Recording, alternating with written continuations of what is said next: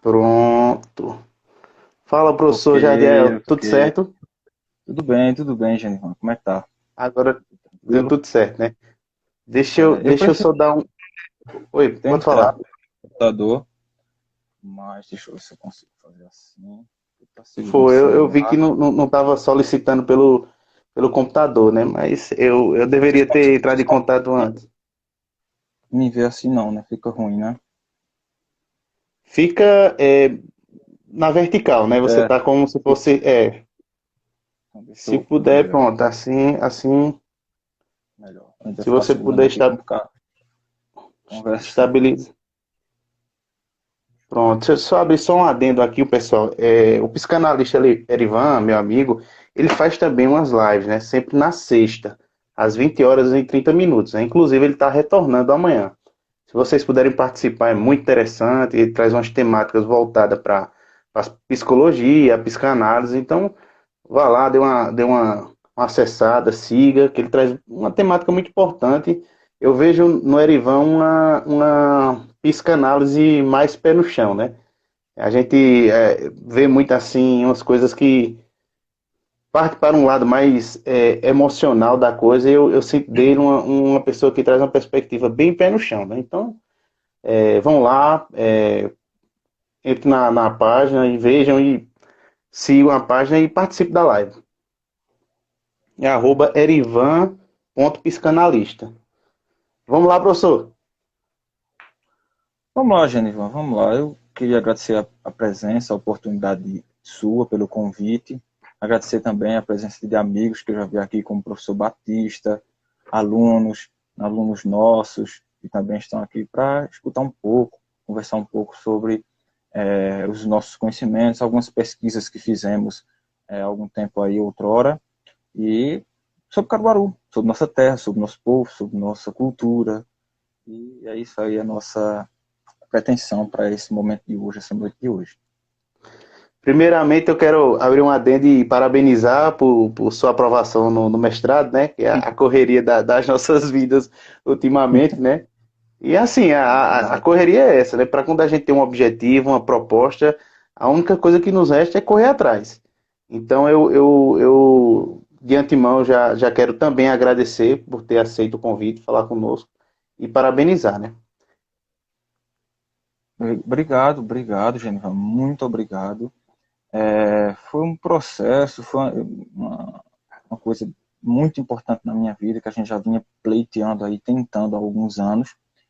E esse ano a gente teve uma sorte mais, né, aí, essa seleção que caiu de uma forma diferente, no formato remoto, onde a gente pôde aí ter essa graça de ter sido selecionado para um programa tão importante, tão conceituado, que é o programa de pós-graduação em História da Universidade Rural de Pernambuco. Estou muito feliz mesmo.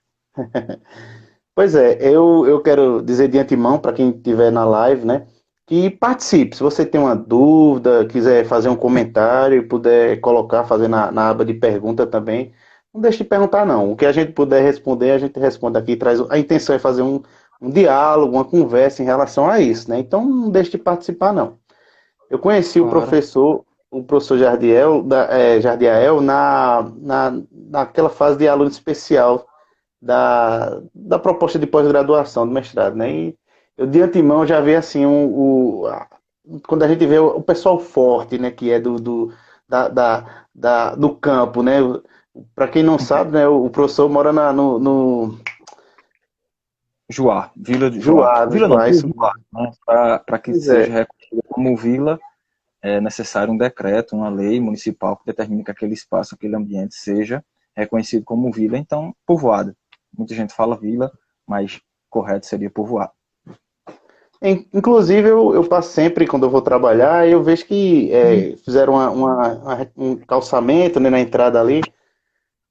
Isso, o asfalto, né, o acesso foi asfaltado aí, acho que no ano de 2019, está completando aí quase 2 anos, de uma obra que era tão esperada e tão desejada por todos aqui dessa região, que não só compreende o povoado de Juá, mas entre outras comunidades, né? Então, algo que tem nos deixado muito felizes em relação à locomoção, acesso e entre outros temas para a gente. Pois é, o professor, ele mandou uns textos das suas pesquisas, né? E dentre elas tem muitas coisas interessantes falando sobre Caruaru, né? E a gente tem a perspectiva de a gente trazer hoje, né? Um diálogo sobre Caruaru e suas histórias, né? E eu queria, professor, que primeiro, se você quisesse se apresentar um pouco, falar sobre você, e posteriormente falar sobre. Vamos começar falando sobre o nome de Caruaru, né? Como a gente chegou a chegar ao nome de Caruaru, né? Quais foram as perspectivas históricas que puderam chegar a esse nome? Então vamos lá, gente, vamos começar. A gente vai começar falando um pouquinho sobre o nosso histórico, né? Meu nome é Jardiael Nogueira, eu sou do povoado do Juá, eu sou formado em História pela Faculdade de Filosofia, Ciências e Letras de Caruaru, a FAFICA, tenho especialização com a História e Cultura Afro-Brasileira e atuo como professor da rede municipal de Caruaru, inclusive na comunidade em qual eu moro. Não é? Atuo na Escola Municipal Maria Félix de Lima, estudei nessa instituição e hoje estou lá integrando o quadro profissional daquela escola. E a gente inicia a nossa conversa, se tratando da cidade de Caruaru, sobre nomes e entre outros temas, a gente tem que entender, enquanto nós historiadores, essa conversa também tem esse teor, está discutindo um pouco sobre o papel da história, da historiografia, como a gente trabalha e também como a gente reproduz isso para os nossos alunos dentro da sala de aula, é entender que a gente trabalha com documentos, com fontes. Então, a nossa base, a nossa, digamos que, elemento principal para investigação, curiosidade, entre outras coisas, é as fontes. Então, a gente tem que se apegar a isso. E Caruaru, enquanto nome, enquanto construção dessa cidade, se cria, ou se criou, uma série não vou dizer de invenções, não é? Mas de perspectivas de nomes que não tem muito suporte para que justifique dessas levas que se falam, por exemplo, em músicas, em versos e em outras literaturas. Como, por exemplo, a música de um grupo, né, de pífano, de Caruaru, que conta aquela célebre passagem de foi Caruá, foi Caruru e hoje é Caruaru. Então, assim, quando a gente vai dentro dos textos, dentro dos documentos, buscar justificativas que trazem a esse nome, a gente não vai ter, não é, tanto entendimento. Então, para que a gente possa entender isso, eu acho que seria interessante a gente começar, Genivan, comentando um pouco sobre Caruaru, as terras, a ocupação, como foi que essa cidade se forma, como é que ela se constrói, como é que ela se edifica. Para que quando a gente chegar lá na justificativa sobre o nome, a gente já tenha mais um entendimento melhor, um conhecimento melhor e fique mais fácil de assimilar. Se permite. Inclusive, alguém já estão fazendo algumas perguntas sobre nome e tal. Eu acredito que eu vou dar um espaço mais para você dialogar, que possa ser que já responda essas questões. Pode ser que seja. Isso. Tá. Então, vê. Caruaru, a ocupação do território de Caruaru, ela vai se confundir com a história e tantos outros lugares, inclusive com a história do Brasil, não é? Com a vinda dos colonizadores para cá, não é? Aquela política de ocupação dos territórios e desenvolvimento de atividades que trouxessem rendimentos, não é, para a coroa. A gente sabe, né, que no início, ali por volta de 1530, 1540, Portugal opta por explorar a cana-de-açúcar, né, e transformá-la em açúcar, já que era um artigo de muito valor no comércio daquela época. Então, essa atividade vai se concentrar, é claro, no litoral, nas terras próximas ali do litoral, zona da mata e entre outras regiões. Então, o que isso quer dizer? O que isso quer nos mostrar? Que as terras aqui do Agreste, as terras do interior, só vão ser ocupadas, só vão ser trabalhadas posterior a esse período.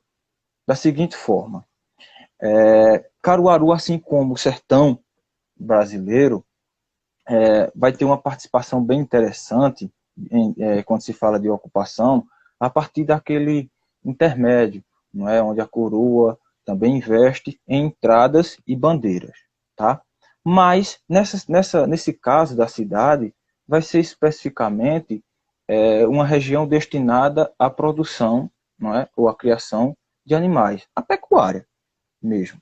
Ela vai ser com esse sentido. Os donatários, não é? das sesmarias, ou seja, capitanias que foram divididas durante esse período colonial, tinham o dever e o compromisso de também entregar a algumas pessoas de sua confiança territórios, não é? Que eram chamados de sesmarias. E as sesmarias que fazia parte aqui, Caruaru, que compreendia Caruaru, era chamada das sesmarias de Ararobá. Então esse território pertencia a uma família dos Rodrigues, não é? Dos Rodrigues, e logo depois da morte do avô do José Rodrigues de Jesus, foi dividida. E essa parte do rio do Ipujuca, desse vale do Ipujuca, fica, não é, para a família do José Rodrigues de Jesus, que não é, diga-se de passagem, um dos fundadores, pioneiros na ocupação desse território de Caruaru. É tão tal que na praça, ali no Largo da Conceição, vai ter uma estátua que mostra aí essa importância desse José Rodrigues de Jesus para a ocupação desse território. Pois o pessoal está participando bem aqui. Entrou Sol Nascimento, Jane Silva, Rodrigo Martins, Matheus. Eu acredito que possa ser algumas pessoas que façam parte do seu conhecimento e também inscritos, Sim. né? Eu tenho umas questões sobre a época de Caruaru, né? Uma das perguntas era que Batista ele perguntou como avalia o espaço da história de Caruaru no currículo municipal, assim, como Caruaru hoje está dentro de um currículo municipal. Acredito que seja na educação que ele quis falar, né? Sim, eu acho que a pergunta de Batista é muito importante porque a gente se preocupa muito. Nós somos daqui, nós somos professores daqui, a gente se compromete muito em estar trazendo isso, está trazendo essa história, está trazendo esse contexto para dentro da sala de aula. No currículo municipal, embora que ainda não seja um documento oficial da secretaria, mas teve todo um esforço, uma movimentação para se criar e que é muito importante, existem algumas habilidades que querem e se propõem a debater esse assunto, sobre a história da cidade, sobre a história do município. Mas a questão de sala de aula é bem diferente, né? Será que os professores, será que aqueles que estão lecionando têm esse conhecimento, têm esse material, têm acesso a esses dispositivos, ou melhor, a esse conteúdo para poder estar repassando em sala de aula? Então é outra questão, né? Mas a gente reitera esse mesmo comprometimento, esse questionamento do professor Batista, né, em colocar, em estar trazendo isso para a sala de aula. Mas a gente percebe que ainda é um pouco tímido, um pouco acanhado, não é, por parte daqueles que estão ali se comprometendo. E o engraçado é que a gente que estuda um pouco, está na área da educação, a gente percebe que realmente o currículo, os PPPs que chama, né, tem que estar em função da localidade. A lei em si, os decretos educacionais já estão os parâmetros que se desenvolvem, já abre esse espaço justamente para se criar currículo em função da localidade, né, para abrir mais essa dinâmica de perspectivas teóricas dentro da educação de acordo com a localidade, né? Tanto que Belo Jardim mesmo, que tem aquela questão dos índios tal, fazem seu currículo, né? E a gente ainda vê, ao meu entender, um pouco ainda em relação a Caruaru. Eu não sei se o senhor tem a mesma visão. Sim, tem, claro. A questão é o seguinte, Genivan e queridos colegas que estão assistindo.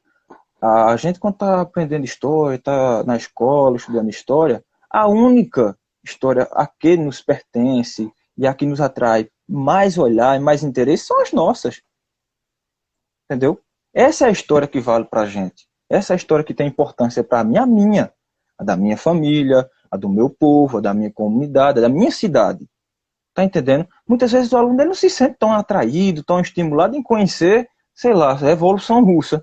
na Rússia, entendeu? Ele não sonha nem sequer ir lá, mas ele quer saber de Caruaru, da rua, o nome da rua, entendeu? A família dele, de onde veio, qual é a genealogia. Então é isso que atrai. Então o currículo, a gente entende, percebe, compreende, é que não haja uma confusão para aqueles que constroem, para aqueles que edificam, e não apenas construir um documento, mas sim que efetivem, né? Que torne ele presente e participativo dentro da sala de aula, dentro, não é, dos espaços de construção de conhecimento. Pois é, hoje está participando muita gente. O Laiane deu um joinha aqui, Fabrícia também, Silva Agradeço Lindenberg, a todos. Márcio E Júnior, aí, Adriele falou, Adriele Tayana. Então, assim, o pessoal já está mandando um monte de questionamentos e perguntas aqui. para ver se a gente consegue. Então, desculpa aí. Emanuel, pode Não, falar, não. professor. Então, assim, só para que a gente não faça confusão, eu falei da ocupação vinda, não é, com a família Rodrigues Jesus, Simão Rodrigues, entre outros, mas essas terras, antes de serem ocupadas por esses, que eram descendentes de portugueses, já eram ocupadas por nativos. Esse território caruaruense, esse vale, não é, que é conhecido como o Vale do Ipujuca, era ocupado por nativos.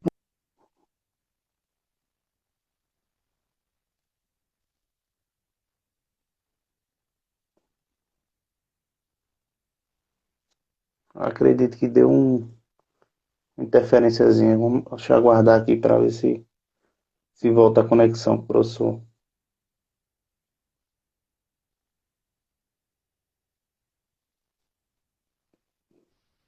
Tá ouvindo, professor?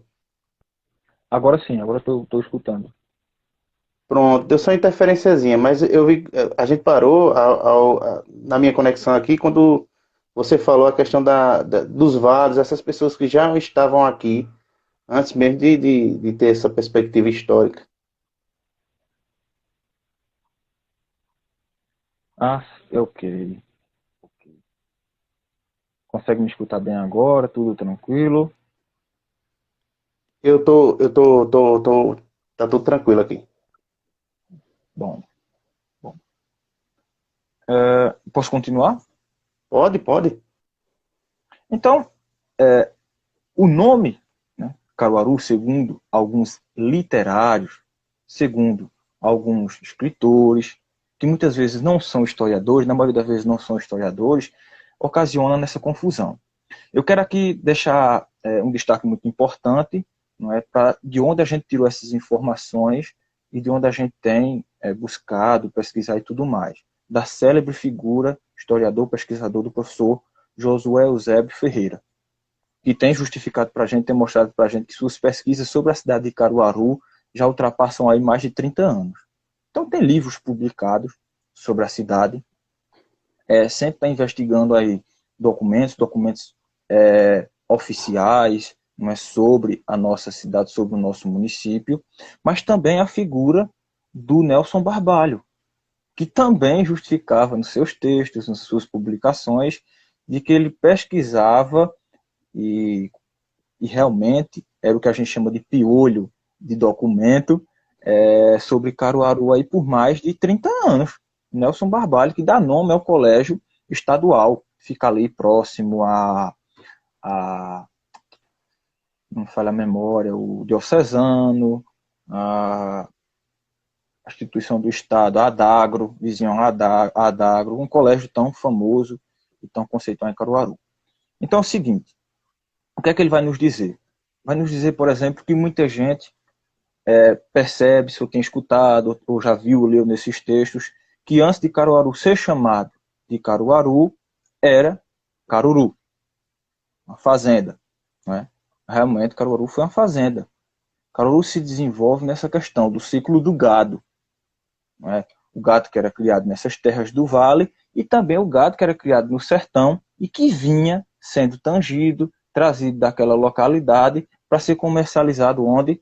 Recife e Olinda, os principais centros da província durante esse período. Que período? Século XVIII, século XIX. Perfeito. Mas será que realmente era chamado de Caruru? Em minhas pesquisas eu percebi que em alguns documentos oficiais, não é? Como petições que iam para Diocese de Olinda, e entre outras da província de Pernambuco, realmente o José Rodrigues de Jesus fazia algumas petições com esse nome. Tá? Mas a justificativa desse nome, por que chamar de Caruru, não é tão coerente. Porque para muitos literários, como João de Deus e entre outros, eles acham, não é, que o nome Caruru seria um vocábulo dos nativos, da língua dos nativos que viviam nessa região, dos cariris. Mas os linguistas, não é, os pesquisadores dessas áreas, não encontram, não é, essa justificativa de que Caruru seria aquela planta, não é, uma planta venenosa, que acabava por matar alguns animais, e toda aquela, não é, história criada sobre o nome de Caruaru.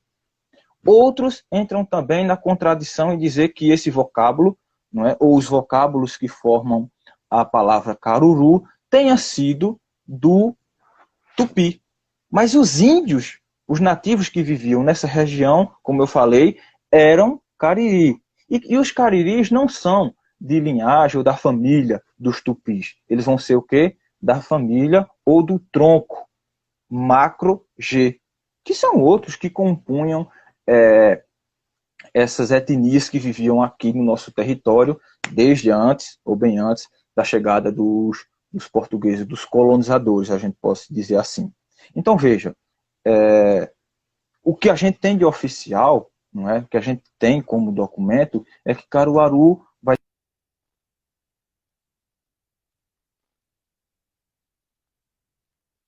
ter muito tempo, bem ali no século XVIII, já era chamada de Caruaru, já era, né, reconhecido como Fazenda Caruaru, que pertenceu a Santo Antão, que depois vinha a ser Vitória de Santo Antão, tá? A cidade era mais próxima, mais próspera e mais, né, que podemos dizer que dominava todo esse território. Depois passou um breve período sendo parte da comarca de São João de Bezerros, São João Bezerros atual, mas depois, durante muito tempo, Caruaru fez parte da comarca de Bonito. Bonito, cidade do Brejo pernambucano. Então, só ali, por volta de 1848, Caruaru vai se tornar vila, aí já tem uma certa autonomia diante de Bonito, e em 1857, Caruaru é elevada a município, e daí já se tem prefeitura. Durante vila já tinha, claro, a Câmara de Vereadores, mas aí a gente vê todo esse desenvolvimento e crescimento da cidade de Caruaru a partir desse tema. Tá? Professor, desse tempo. Sim? Emanuel, ele perguntou, acredito que, como você falou a questão do gado, o que era produzido em Caruaru, né, nessa época, assim? Boa pergunta, excelente pergunta. As questões econômicas nos atraem muito.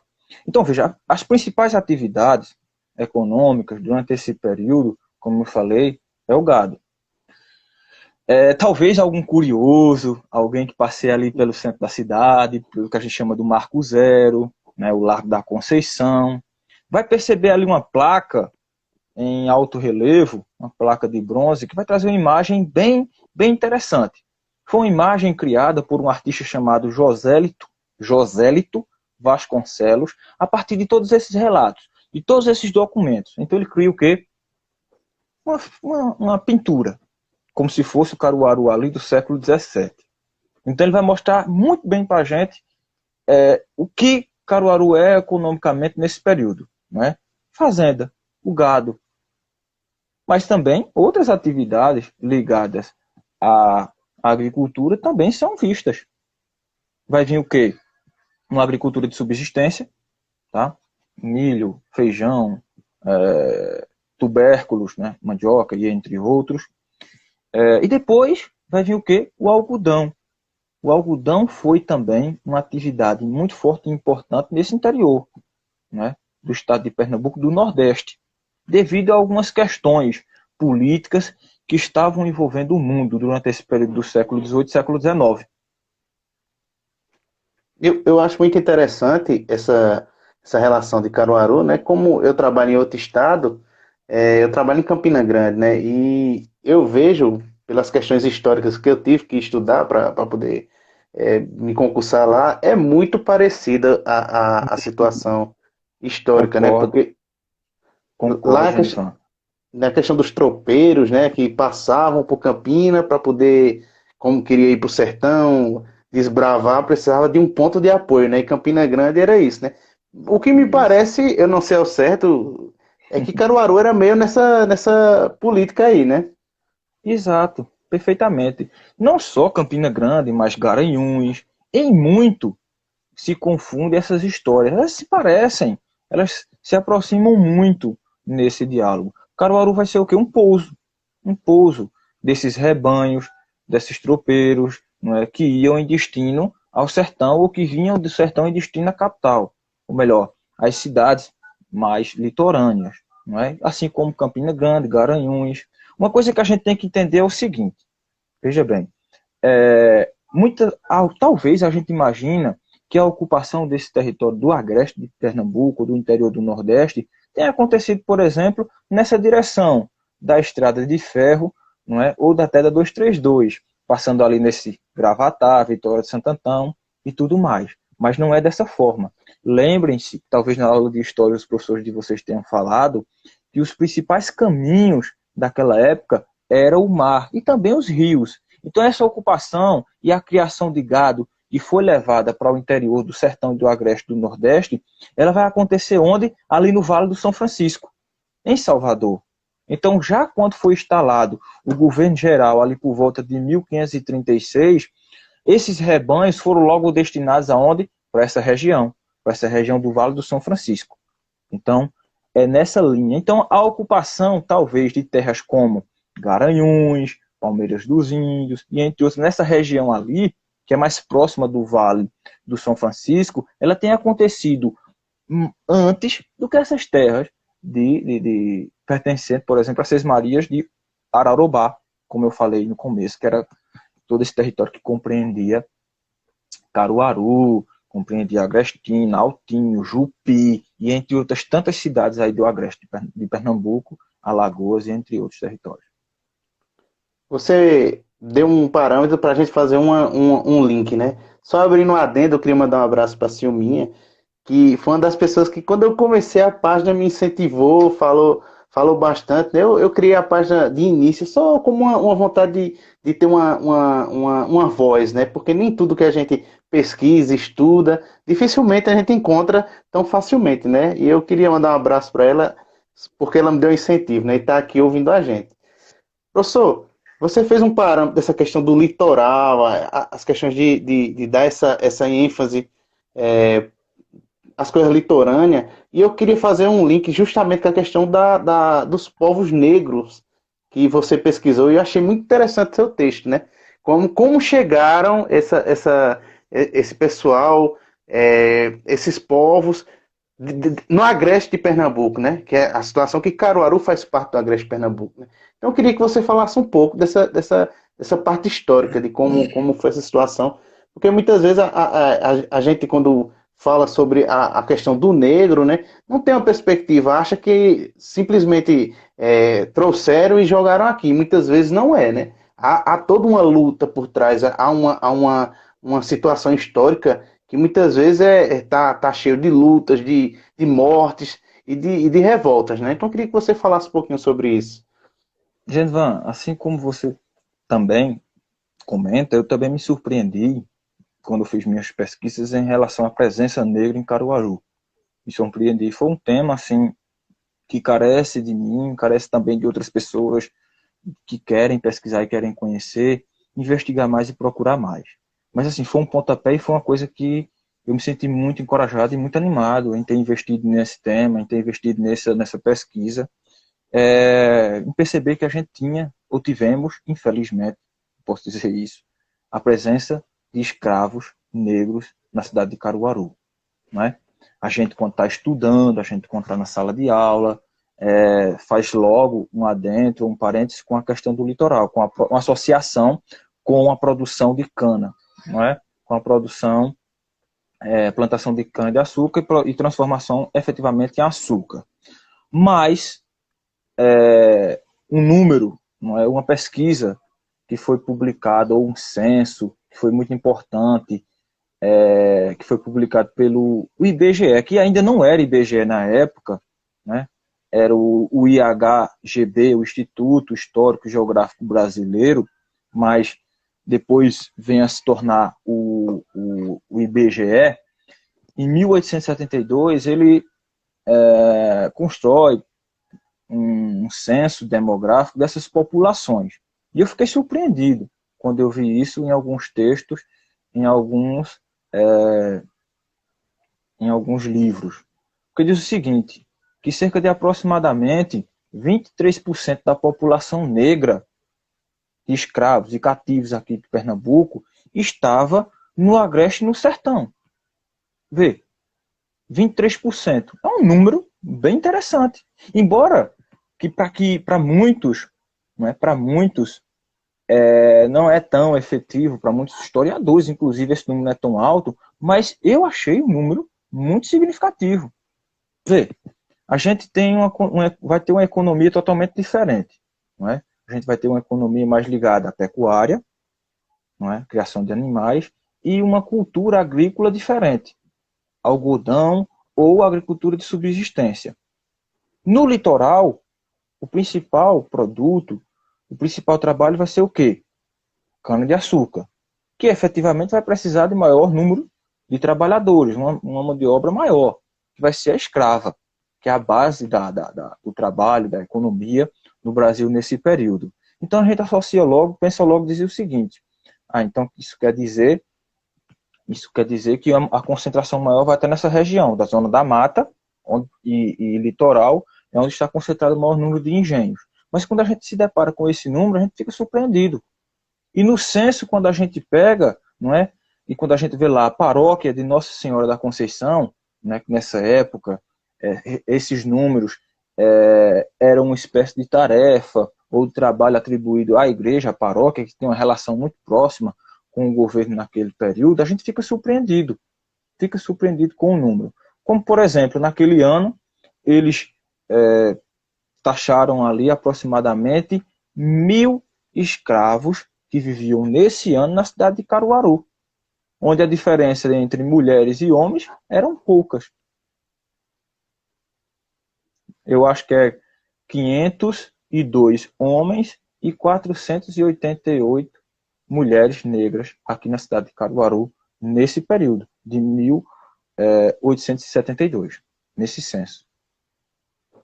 Eu fico olhando aqui seu texto e eu achei muito interessante quando tem uma parte que foi uma citação de que em 1849 a Câmara Municipal de Caruaru aprovou um código de posturas e estabeleceu as normas em relação aos modos dos negros escravos, dizendo que nenhum bodegueiro pode vender cachaça a escravos sem a ordem prévia do seu senhor, né? Aí tem uma multa, né, que ele diz, e cadeia para o comerciante infrator. Aí você vê, assim, o quanto que, assim, o negro em si tem esse sofrimento, essa luta, né? E hoje a gente vê na nossa atualidade, principalmente nessa atualidade mesmo, essa questão de negar essas coisas, tá entendendo? Achar que é só uma situação meritocrática, né? Eu tenho um pouquinho de dificuldade de entender essas questões meritocráticas, né? Porque até que ponto as coisas se tornam meritocráticas? A partir de quem, né? Quem é que dá o parâmetro, né? Normalmente o Walter Benjamin, ele escreve muito assim, dizendo que a história ela é escrita de acordo com os vencedores e não pelos vencidos, né? Então a gente deve agora escrever e ter uma memória em si também partindo dessas pessoas vencidas, né? Por isso que a gente tem uma tradição de décadas de estudo e de livros assim, que muitas vezes assim tem uma questão que a gente precisa decolonizar, que diz, né? De ver normalmente como se foi as situações, né? E o seu texto é muito interessante em relação a isso, né? Eu queria que o senhor pudesse comentar, e também em cima da fala, se possível, aquela questão que fala que não sei se parecia ou não, que os escravos que moravam em Caruaru e no Agreste tinha uma tendência a ser menos, ter menos castigos. Eu acho assim, dentro da escravidão, para falar assim, para mim, pessoalmente, é assim, eu acredito que acontecimento, o homem tem aqui com seu semelhante. Este ponto, isso eu acho que outra coisa não consegue, não sei, cara, se roubar a liberdade, Professor, eu acho que ah, tá dando uma consegue me escutar? interferênciazinha.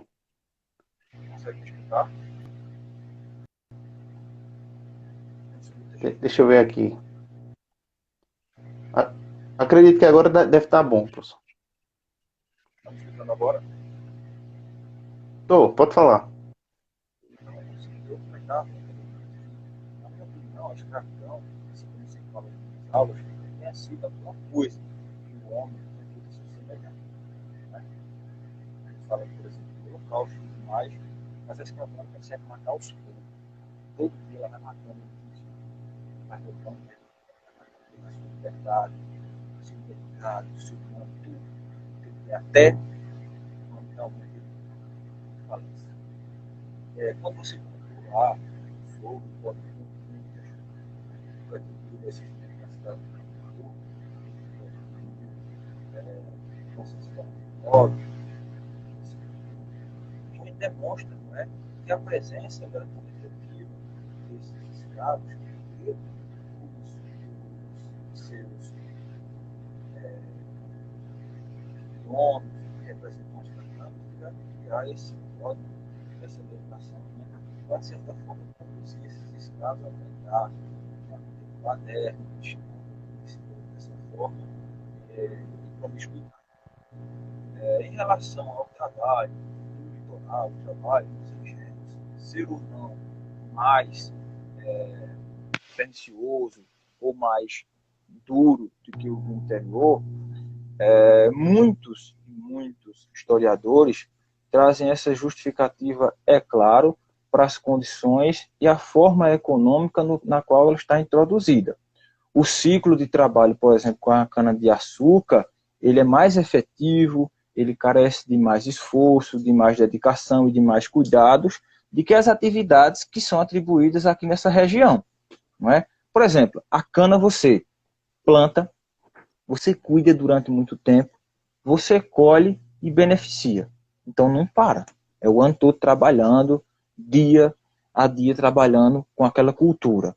O gado é diferente. Não é? O gado, você, naquela época, cuidava nos pastos, não é? Tratava. Então não havia tanta essa efetividade, tanto esse envolvimento direto diário com essa produção. Também, não é, que as chuvas, o ciclo climático é diferente no caso da plantação de algodão e de outras culturas. Então realmente tem alguma digamos que conexão, não é? Realmente os escravos que trabalhavam na cultura do litoral têm esse esforço maior do que os que trabalhavam aqui para o interior. Jeane escreveu aqui que Jardim é um excelente professor, né? Pelo menos ó, Jeane, você tá bem na fita, viu? muito obrigado. Não, a Jeane é uma pessoa extraordinária, ela é também uma excelente profissional. Muito obrigado, Jeane. Uma gestora extraordinária. Ótimo, ótimo. Eu vi também no texto que existem umas etnias, acredito que seja o nome de etnias, e grupos que fizeram parte do Agreste e também de Caruaru, que a gente nem se dá conta, né? Eu vi que tem o Mondé dos Negros, que fica no município de Bezerros, né? Que é o município de São Félix. Eu achei muito interessante essa dinâmica dessa. Eu não sei se o nome é etnia ou grupo. Eu vi que tem aqui chamado agrupamentos de negros, que faziam parte daqui, e eu, como nasci em Caruaru e região, não tinha noção desse pessoal, né? Então, para você ver aquela questão do currículo que você falou, o quanto é importante ter mais ênfase dentro do nosso contexto de município, né? Que a gente precisa conhecer. Eu acredito que é uma situação inversa, parte da nossa terrinha, aí a gente vai bater na Rússia, como você falou, nas revoluções, assim por diante. É, como você falou desde o início, durante muito tempo, a história ela sempre foi produzida pelos vencedores.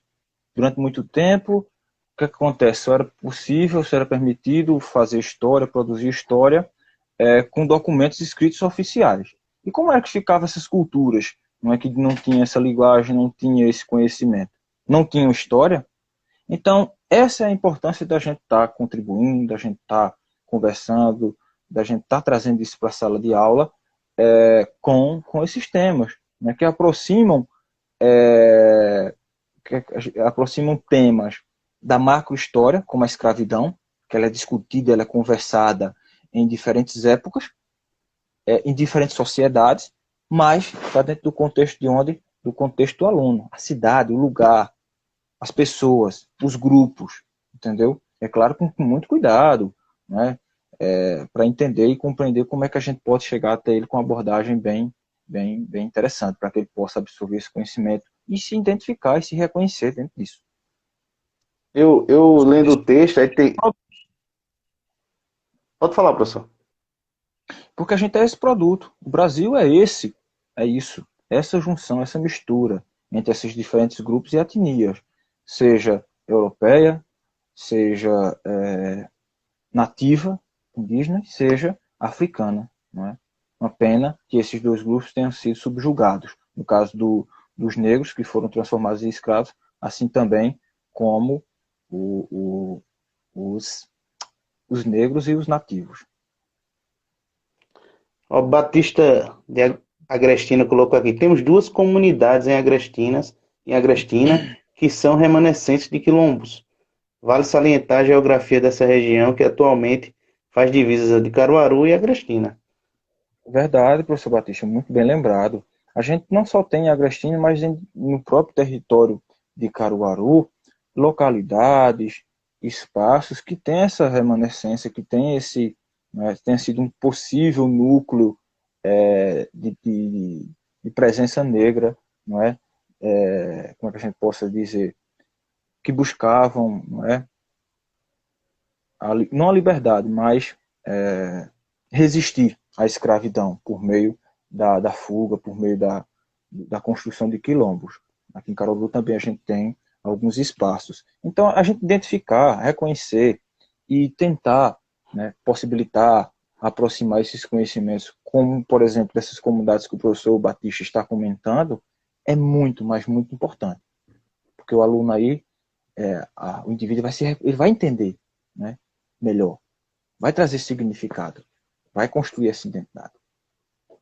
Eu acho interessante o texto em si. Eu acho que a gente se conhece um pouco, né? Ficou mais na aula virtual, né? Mas provavelmente possa ser que a gente se veja pessoalmente. Mas eu tento trazer muito relações com a filosofia, né? E acho engraçado no texto que tem um parágrafo lá que fala sobre a questão do senhor de engenho, o capataz, que na região do Agreste ele era mais benevolente com o negro, né? Para ser mais didático com a igreja, né? Aí eu fazendo uma reflexão, né? Porque a igreja em si, ela traz um conceito de verdades universais.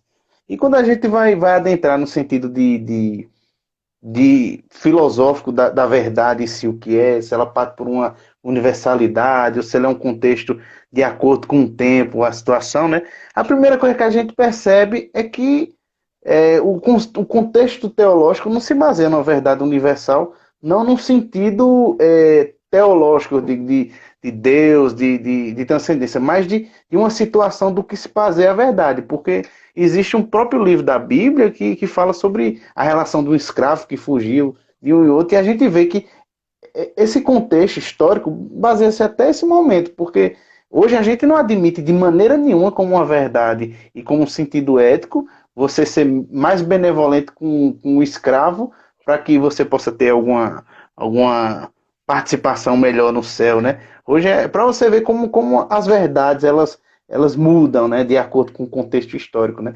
E eu fiz essa reflexão, né? E hoje a gente vê a questão do medo hoje, né? Tem tanto medo dentro das situações teológicas e de igreja, assim, de reconhecer certos tipos de conceitos que são, em verdade, um tempo, e quando se baseia justamente nessa situação do escravo e o senhor de engenho dessa situação, você percebe logo assim, faz logo um conflito, não no sentido mal da coisa, mas no conflito de se basear na razão em si, como ela é quebrada, né? Exato. Eu compreendo a sua posição, Genivan, porque talvez você pense o seguinte: como é que a igreja, ela, de certa forma, apoiava e não intervia, não é, dentro de um lado ou dentro de um posicionamento humano contra a escravidão? Mas acho que essa é a pergunta que a gente tem que se fazer. Como é que aceita, né, que isso aconteça, que isso se faça? Mesmo entendendo, como você fala, que seja uma verdade para aquela época, uma verdade universal. Mas, vê bem, a escravidão no mundo, ela só acabou a não ser mais aceita no mundo lá na Mauritânia. Sabe quando? Em 1988. Foi o último país a abolir a escravidão. Okay. Há 30 anos atrás aí, quase. Né? 32 anos que isso acontece. 2013, 2016, eu não lembro muito bem, mas na Líbia, pessoas estavam acorrentadas e sendo comercializadas como escravos. Então, vê, mesmo que a instituição, que a Igreja Católica hoje repudie, e em um determinado momento ela aceitava, ela via isso como uma coisa, diga-se, natural, ou não sei, ainda acontece, ainda está presente entre nós esse germe tão perigoso E, que é chamado de escravidão, dentro de um e hoje, contexto moderno. professor, eu vejo a questão do. Não é uma escravidão mais objetiva no sentido de acorrentar, de ter uma violência, mas hoje é uma violência simbólica, que é fruto justamente desses Sim, resquícios que ficaram históricos, né? E você vê que muita gente ainda não consegue compreender isso, né? Não ter esse pensamento, né? Um certo dia eu estava conversando com um amigo, né? Ele falou, mas tá mudando, é como se fosse assim, as exceções são motivos para justificar a regra. Deixa eu dar um exemplo para ver se eu fico mais claro. O cara diz, mas está mudando. Veja só, a gente já teve um ministro do STF negro. Tá, mas durante quanto tempo de constitucionalização a gente só teve um, né? Aí a gente começa a pegar os departamentos, os órgãos municipais e até mesmo o nosso dia a dia, aí começa a fazer uma relação e a gente vê que, assim, muitas vezes a gente nem tem essa intenção de ser assim, mas esse subjetivo da gente, esse inconsciente coletivo, faz a gente ser e compreender que muitas vezes essas exceções justificam essas regras, tá entendendo?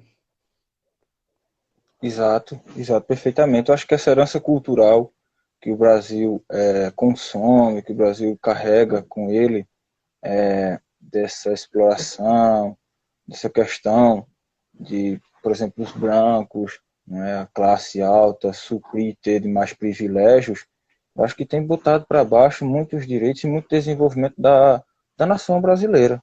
Eu acho que a gente só vai conseguir mesmo chegar a um país, né, justo, com a democracia bem construída e efetiva, que é importante, a meu ver, quando essas populações pobres, simples, não é, tiverem acesso a isso que a gente está comentando, a desenvolver um princípio importante, bacana, que é o princípio da equidade.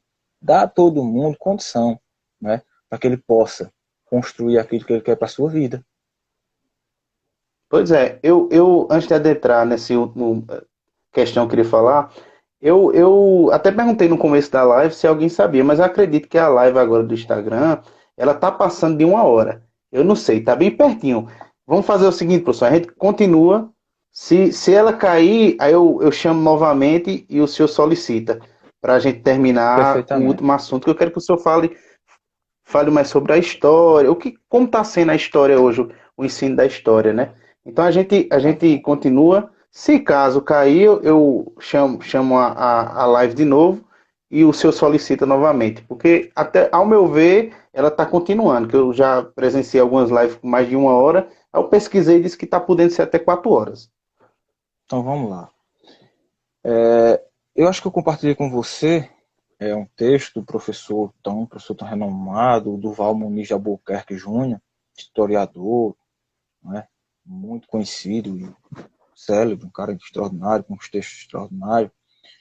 E aquele texto, de certa forma, ele é um tanto que ultrapassado, né, porque muita coisa dali já tem acontecido, como no caso da efetivação da profissão de historiador como profissão reconhecida, uma coisa que não tinha sido acontecido. E é o seguinte, muito do nosso trabalho como professor e também como historiador tem passado por muitas turbulências, não é? Muitos questionamentos. Tem se crescido, tem se aflorado com tanta força, negacionismo tão grande que tem botado em xeque para algumas pessoas, aquelas pessoas que não pesquisam, que não lê, que não buscam informação, o nosso trabalho, que é um trabalho comprometido, não é? E efetivo, trabalho de historiador. Como eu falei no início da conversa, a gente sempre busca investigar os nossos interesses, as nossas condições através dos documentos. É a nossa base de transformação. Quando a gente se propõe, por exemplo, a ser selecionado no programa de pós-graduação, é claro, explícito e objetivo. As fontes. Cadê? Onde é que você vai tirar isso? Então, quando eu falo isso, é simplesmente entender que temas como a escravidão é negado. Mas a escravidão trouxe todos esses danos hoje, depois, sei lá, de quase 200 anos de ela ter se extinguido. Como é que uma pessoa, depois de 200 anos que mora numa periferia, ela tem a ver com a escravidão? Isso não é verdade. Tá? Escravidão não existe mais. Não tem condição. Isso é balela, isso é conversa. A ditadura não existiu, não teve ditadura. Quem disse isso? Não, isso é um governo que estava tentando livrar o Brasil, não é, de um contragolpe comunista, não sei o quê. Então, assim, a gente está lutando hoje contra temas e contra estudos que já foram discutidos e já foram conversados há décadas. E a gente tem que repetir isso tudo de novo. Por quê? Pessoas não querem estudar, pessoas não querem conhecer, pessoas são influenciadas por outras pessoas que têm essa mesma postura. Entendeu? Então é isso que a gente está lutando, é isso que a gente está se fazendo. Não é? Com muita força e com muita convicção a gente tem feito esse trabalho. Coisa que a gente está fazendo isso agora, através dessa conversa, dessa conferência, dessa live. Não é? Tentando mostrar que a história é feita a partir desses sentidos e dessas construções. E eu venho assim, eu vi que participou muito aluno do senhor aí, e eu vejo muito interessante essa participação. Isso me alegra, porque vou ser sincero, eu não tinha essa visão de hoje, né, na atualidade, desse interesse. E eu não sei se isso é comum ou não. Eu me formei em pedagogia agora, em dezembro. Minha área é outra, né? E agora eu estou me decidindo começar a história. Não, sempre gostei, né? Eu disse, não, eu estou fazendo por EAD, eu digo, não, fazer por paixão, por amor mesmo, né? Então, a mensagem que eu deixo para, se tiver os alunos do professor aí, ou que futuramente venha assistir a live, é que pense bem na questão da pesquisa, porque hoje a gente vê que a educação, ela está nesse tripé, ela só vem a promover o ensino e olhe lá uma atividade que venha trazer alguma solução social.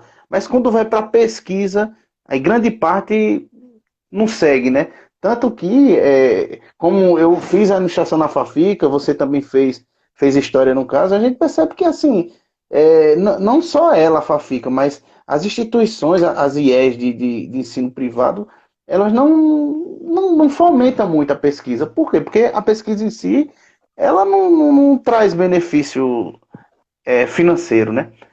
Traz mais custo, né? Pois é, Então assim, pois é. eu tenho essa esperança assim do Brasil e da educação de que as pessoas se tornem mais pesquisadoras no sentido, ó, se eu tenho uma dúvida em relação à história ou na área que a pessoa se interessa, eu vou pesquisar, porque eu pesquisando, tendo as fontes que você falou, quais são as fontes que me são é, é, que estão aqui na minha frente, eu posso ter meu conceito, né? Porque pesquisar é isso. Pesquisar não é citar, fazer um texto e sair citando o que as pessoas dizem. Não, você está só reproduzindo. Pesquisar é você levar um debate no artigo, trazer um questionamento, trazer uma dúvida, levantar uma proposta e futuramente você trazer sua tese dentro de um doutorado. Então, eu Exato. penso muito assim que a educação ela tem que fomentar essa pesquisa. Pois é, essa questão da pesquisa é muito interessante porque eu vou te falar o seguinte. Quando eu estava construindo esse artigo, né, sobre a presença da escravidão negra em Caruaru, eu li um texto de um cara chamado Alberto Lins, ele é de Gravatá, e foi publicado numa revista renomada do estado, na CLIO, revista de História da Universidade Federal de Pernambuco. E lá eu encontrei tantos equívocos na pesquisa, no texto, tá entendendo? Que é que me levaram a isso. Eu não estou fazendo assim, não estou menosprezando o trabalho do Alberto Lins, entendeu? Mas assim, em vista do que ele está trazendo ali para dentro da nossa pesquisa, quando ele diz o seguinte, olha, os escravos que vinham, por exemplo, para o agreste de Pernambuco, eles eram adquiridos principalmente ou seja, de forma natural. Eles nasciam ali e dali viviam trabalhando nessa região. Mas quando eu fui nos jornais, no Diário de Pernambuco, da década de 1850, que foi o período que eu fiz o recorte, lá tinha anúncios, e muitos anúncios, não são poucos, de que muitos escravos, muitos cativos, eram adquiridos do litoral. Tinha lá, por exemplo, na passagem, veja bem, escravos fugidos.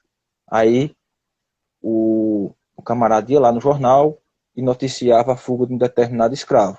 Então tinha muitos desses anúncios de escravos que fugiram de Caruaru. Aí no anúncio dizia ainda por cima, olha, esse escravo eu adquiri em tal lugar de fulano de tal. Eu digo, gente, como é que o cara vai no texto e diz que a maioria dos escravos foram adquiridos de forma natural? Eles nasciam, não é? E aí a procriação ia aumentando o número de escravos. E como aqui eu estou achando um número muito significativo desses relatos? Então a pesquisa é isso, entendeu? Justamente. É fazer isso. Então, só para fechar esse tema do que a gente estava falando sobre a história, quando eu estava na faculdade, a gente era atolado de muitos significados sobre a história. Ela tem muitos significados, não sei o que e tal. Mas tem um que eu queria falar para todo mundo. Eu queria dizer o seguinte, muitas vezes eu falo nas minhas aulas para os alunos. Rapaz, para que estudar história? Como é que eu vou viver disso? E para que me serve? Eu pergunto para eles, né? Muitas vezes, muita gente diz, eu não vou contar, eu não vou aprender a ler com história. Para que eu estar estudando isso? Não serve de nada. Na verdade, muita gente não pensa assim. Pois é. Aí eu estou sendo sincero. Né? Eu trabalho com isso, mas eu tenho que reconhecer esse lado que as pessoas pensam. A história, ela tem a finalidade principal de desconstruir, acabar, destruir preconceitos e juízos de valor. Quando você conhece, quando você estuda história, você constrói respeito. Você desconstrói preconceitos, desconstrói juízo de valor. Então, se estudar uma ciência que traz isso para uma pessoa, para um indivíduo, para uma sociedade, não for importante, perdoe-me. Eu não sei mais o que estudar. Pois é, e a questão da pesquisa que você fala, o grande interesse, por exemplo, o Hegel, na época, quando ele deu a dialética dele como e suas verdades, aí veio o Marx e justamente fez a crítica a Hegel, e nasce o materialismo histórico, né? Então, assim, É para isso que é pesquisa. Muitas vezes a pessoa está pesquisando, ele tem medo de fazer uma crítica, como você viu aí, dizer, ó, não foi bem assim como chegou os escravos em Caruaru. Foi desse jeito, desse jeito. É para isso. Isso não é você tirar a competência ou a dignidade intelectual de alguém. Às vezes a pessoa fez o trabalho dele, o artigo, de acordo com o que ele tinha para pesquisar naquele Exatamente. momento, né? Exatamente. E talvez outro momento, um outro estudante, um outro pesquisador que vai ler possivelmente meu texto, em outras pesquisas, em outros momentos, você vai encontrar alguns equívocos, com toda certeza, porque é feito disso. É feito disso. As pesquisas direcionadas principalmente às ciências humanas são dessa forma. Não existe essa coisa de verdade universal, né? Sobre um determinado assunto, problema ou questionamento direcionado a esse campo das ciência histórica, ciências humanas. Não tem. A gente tem esse interesse, a gente tem essa proposta. Está conversando, falando sobre essa maneira desse contexto. Pois é isso aí, é muito interessante mesmo, é a história em si. Por isso que eu tenho interesse de estudar história, porque é nesse movimento que a gente falou agora que me dá interesse, né? De futuramente trazer algo, não sei, enfim, é só um desejo que eu tinha, né? Então, assim, E eu eu vou. apoio, indico, é muito bom, é uma formação muito legal. Uma formação, história, ela deixa o cara com outra mente mais aberta, né, a discutir, a compreender, a querer e conhecer as diferenças do outro, do próximo, daquele que você nunca viu, nem sequer ouviu falar, mas quando você ali escuta ou vê algo ali, já aciona aquele interesse, aquela coisa de querer conhecer e saber mais. Pois é, o João Paulo, um grande amigo meu, né? Ele fala que hoje estão usando a história para revisar e negar os fatos. Realmente, se você perceber, a história em si, ela é entre aspas, uma arma, né? Porque a gente consegue, é como eu falei, né? A história em si hoje foi se baseada nos vencedores, né? Quem venceu ditava a história, né? E durante algumas décadas a gente vem vendo que a gente parou para observar a história a partir dos vencidos, né? É por isso que há esse movimento de desconstrução, esse movimento de decolonização. Então, assim, é por isso que hoje a gente vive um momento político tão intrigado, né? Tão batendo no outro. Porque eu vejo assim, a verdade universal que a gente estava conversando não existe mais. Hoje, queira quer não, a sociedade brasileira ela está começando a ter acesso. Pois é, O é que eu mesmo, vejo, é bem o que eu, assim. não é, eu vejo que essas big techs que a gente está no momento aí, derrubando tudo assim, ela deu voz, ela abriu o megafone e foi um sistema teoricamente dual, né? A partir do momento que ela ajuda também a desconstruir, ela por outro lado faz com que aliene, né? Então a gente vive esse momento o ser humano tem que aprender a pesquisar. Eu vejo que a educação tem que focar na pesquisa, principalmente não só pesquisar para ter títulos ou algum mérito, mas sim de pesquisar para que a gente possa compreender, não a verdade universal, mas diante dos fatos, ter uma reflexão daquilo que mais esteja na sua ótica, né? As diferentes concepções, né? As diferentes concepções e como elas se enquadram, não é, as questões culturais, sociais, geográficas de cada um que se constrói esses pensamentos, né?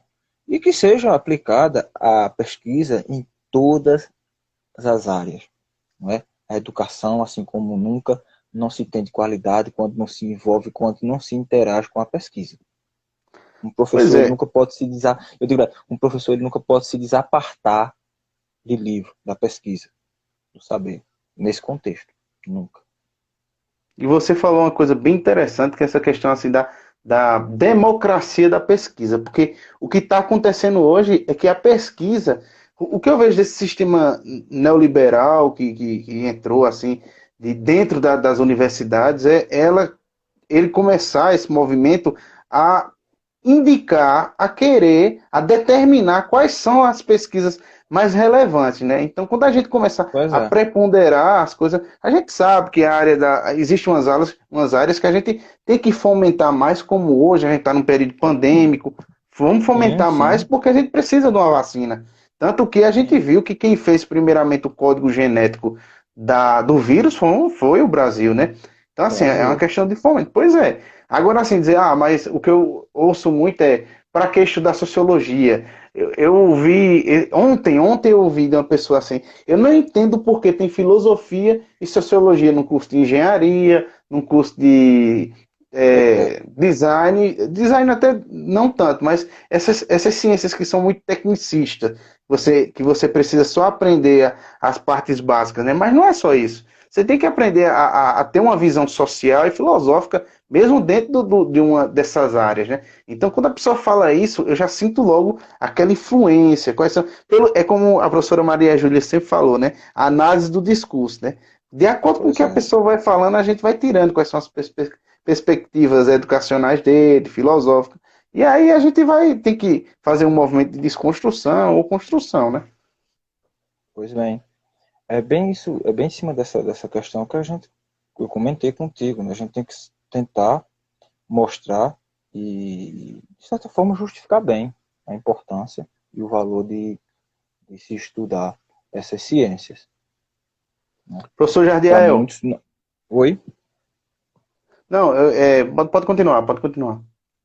Não, e efetivar bem, justificar bem o valor dessas ciências, né? Para a construção dessas pessoas, da construção humana. Quando a gente se depara, por exemplo, de um policial, um comandante da polícia de São Paulo, dizendo em uma entrevista que ele teria que abordar diferente uma pessoa que mora nos Jardins de uma pessoa que mora na Zona Leste. Aí eu pergunto, esse cara, será que ele estudou sociologia, filosofia, história, ensino religioso? Será que ele estudou realmente para falar isso? Por que uma pessoa da Zona Leste ela tem que ser abordada diferente do que uma pessoa que mora nos Jardins? Eu não sou paulista, eu só fui a São Paulo a passeio, não sei, não conheço territorialmente esse espaço, mas eu sei que os Jardins, fiquei sabendo que Jardins é um bairro nobre, né, de São Paulo. Então, é isso que a gente não quer ver mais, não é? As pessoas sendo cuidadas, sendo abordadas de forma diferente só porque moram em territórios diferentes, né, por cor, por pele. A gente não quer isso. Então, se a gente fizer esse caminho, se a gente, a partir de simples posturas, de simples atitudes, a gente vai conseguir, com certeza, ter um Brasil bem diferente. Pois é, professor. Eu vi que Maria Deilda entrou, Felipe Rocha. Tudo bom, Felipe? É isso aí, eu vejo isso. É a questão da pesquisa em si, essa liberdade. E a partir do momento que a gente vê a consciência de pesquisa dentro dos contextos educacionais universitários e também dentro do fundamental, do ensino médio, eu vejo que a gente tem que começar a ter uma diferença dentro desse nosso contexto de Brasil, né? Claro, Então, claro. eu venho agradecer muito a participação, a atender o convite. Foi uma coisa muito interessante, trazer outra perspectiva de Caruaru. Eu não tinha essa perspectiva realmente dos negros e dos escravos sobre Caruaru. Nem imaginava que existia. Para ser sincero, nem pensava passar na minha cabeça que tinha essa perspectiva, né? E muito mais que foi uma questão de fuga, essas questões que não foram, que chegou e colocou, né? Então, é muito importante a gente ver aquilo que a gente falou, de ter uma função curricular dentro do nosso meio, do município, né? Eu vi que Batista deu um joinha aqui, muito obrigado por participar, e eu quero deixar o espaço agora para você dar suas últimas palavras para a gente encerrar. Perfeitamente. Eu que agradeço, Nivan, pelo convite, pelo espaço de estar aqui expondo aqueles simples conhecimentos que a gente adquiriu durante um tempinho, e dispor aí para quem tiver interesse, quiser ler o artigo que a gente produziu, fica também à disposição. Entre em contato com a gente, que a gente envia sem problema nenhum, e possam fazer suas críticas. Fiquem à vontade, gente. Conhecimento é dessa forma que a gente constrói.